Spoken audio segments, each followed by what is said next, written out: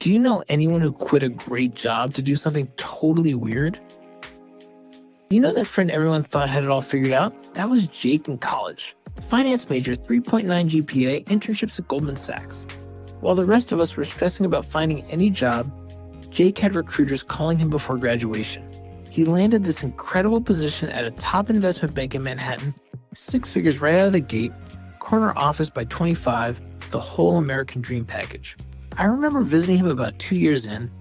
His apartment was this sleek place overlooking Central Park, designer everything.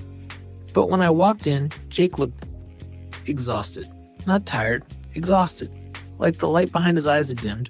We ordered takeout and I asked how work was going. He just stared at his phone for a long moment and said, "I make more money in a month than my dad made in a year, but I haven't felt genuinely excited about anything in 18 months. Then he told me about these game nights he'd started hosting. Nothing fancy, just friends coming over to play board games. But Jake wasn't just playing them, he was studying them. Analyzing the mechanics, sketching out rule modifications on napkins, staying up until 3 a.m. designing his own games. His coffee table was covered in prototypes made from cardboard and colored pencils. Here's the moment that changed everything.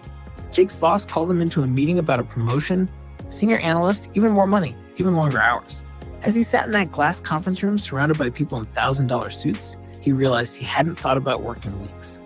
All his mental energy was going into this card game he was designing about resource management and strategic alliances. So he quit. Just like that. His parents were horrified. His colleagues thought he'd lost his mind. "You're throwing your life away for games?" His mom kept saying. Even I wondered if he'd cracked under the pressure. But here's what happened next. Jake moved back to his hometown, rented a tiny studio apartment, and spent every waking hour designing games.